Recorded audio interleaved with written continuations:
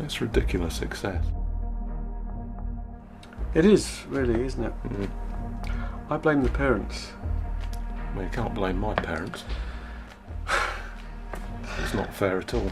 No, but you see, I think... I don't think you can blame your parents either. I know, no. I was born in 1950.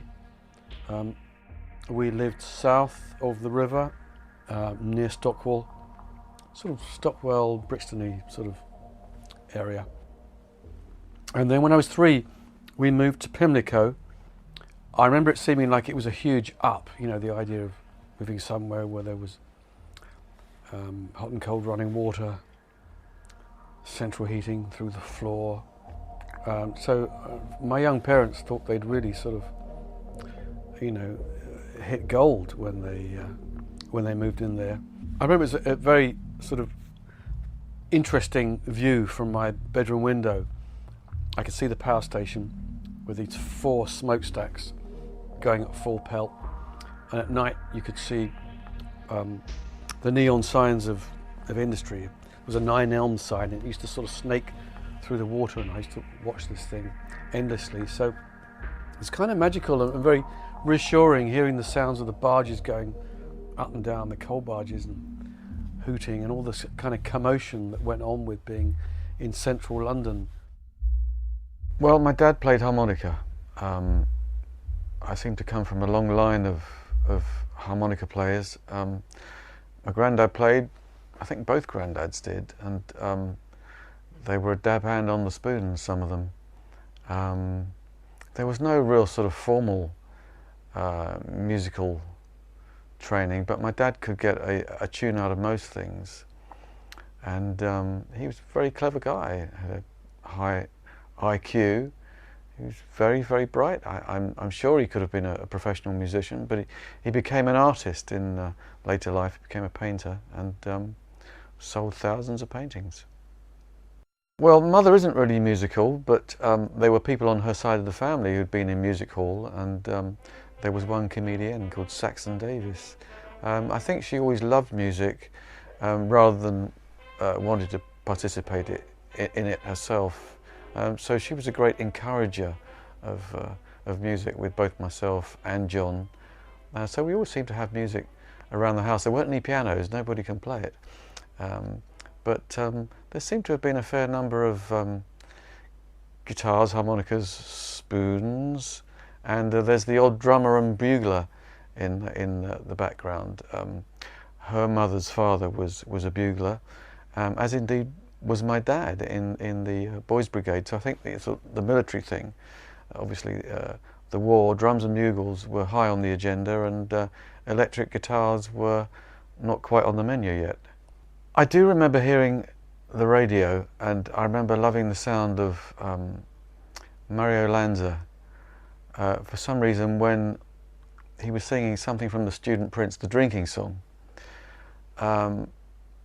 it used to make me roll around the floor in ecstasy. I couldn't help it. There was just something about the guy hitting those really long notes and the sense of the walls shaking when that happened. I found it exquisite, and I didn't realise I was listening to opera at that point.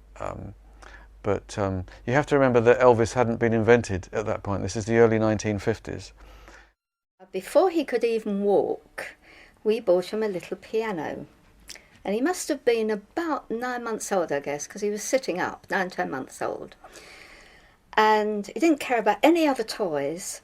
And he used to play this little piano, a little blue piano. And he'd look up at us and smile because he was really enjoying it.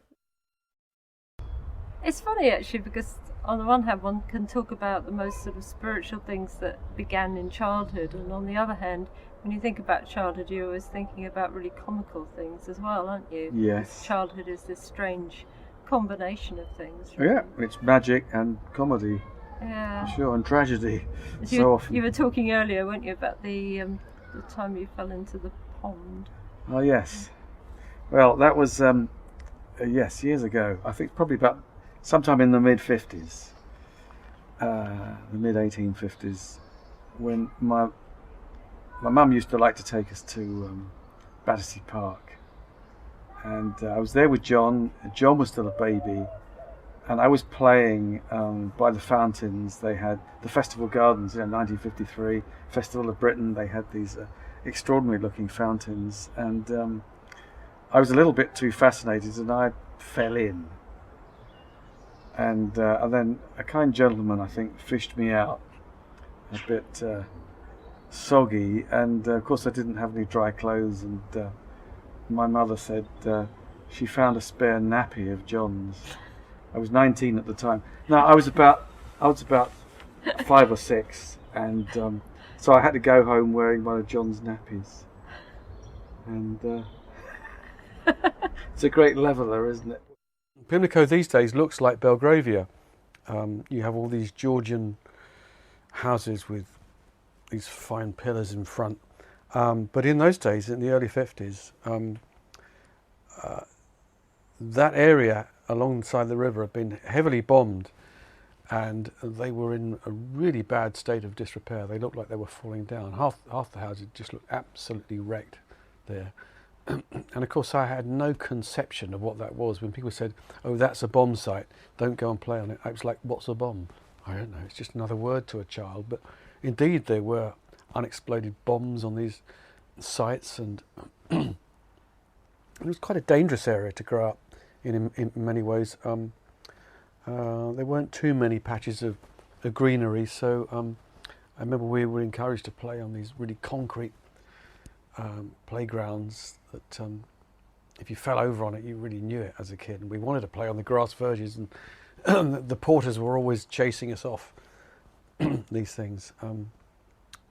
So I don't know. I think I was bored as a child. Apart from music, really, I was in a way I knew I was looking for something, and that was really growing up.